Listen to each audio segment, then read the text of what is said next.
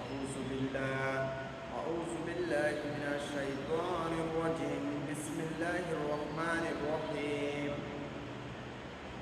আলহামদুলিল্লাহ সকল প্রশংসা ওই রবের যিনি আমাকে তার জমিনে এত সুন্দর করে বসার জন্য ব্যবস্থা করে দিয়েছে এবং দিনী ভাই বোনদের জন্য দু চারটা কথা এবং আলোচনা বলার জন্য এই মুখের ভাষা দিয়েছে।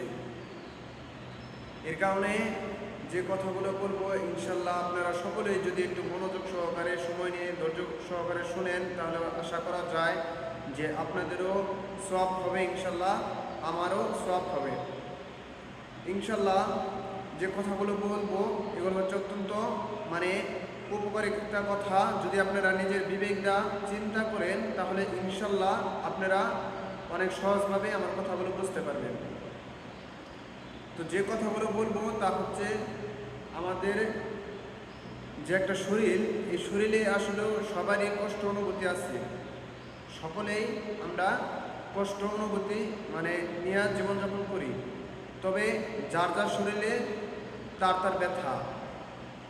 ব্যথা আমার শরীরে আমার কীরকম ব্যথা এটা আমি ছাড়া অন্য কেউ অনুভূতি করতে পারবে না।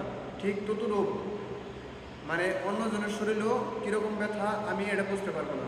এর কারণে সকলের ব্যথা একমাত্র আল্লাহ সুবহানাহু ওয়া তাআলা বুঝতে পারে। এর কারণে আমাদেরকে সর্বদা সবসময় আল্লাহ তাআলার হুকুম নবীর তরিকা অনুযায়ী জীবনযাপন করতে হবে, ঠিক আছে? আর আল্লাহ তাআলা সবাইরে সব কাজের জন্য সৃষ্টি করে নাই।